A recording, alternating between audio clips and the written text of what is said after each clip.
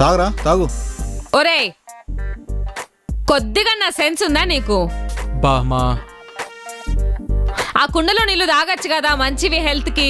Fridge లో నీళ్లు తాగకూడదు నాన్న, మంచిది కాదు, జలుబు చేస్తుంది. సమ్మర్లో జలుబు ఏంటి? లాస్ట్ సమ్మర్ కూడా ఇదే అన్నావు, తెలుసుగా ఏమైందో నీకు.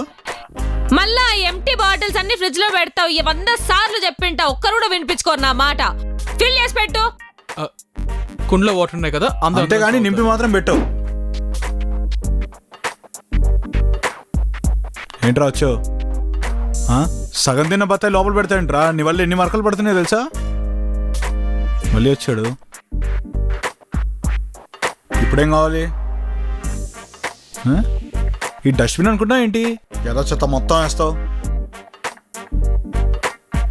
రే అసలు బిస్కెట్ ప్యాకెట్ ఫ్రిడ్జ్లో ఉన్న పెడతాడా? సరే పెట్టావు, బాగానే ఉంది. వస్తావు, డోర్ తెరుస్తావు, 2 బిస్కెట్లు తిని వెళ్ళిపోతావు. మళ్ళీ పెట్టావు. ఎలా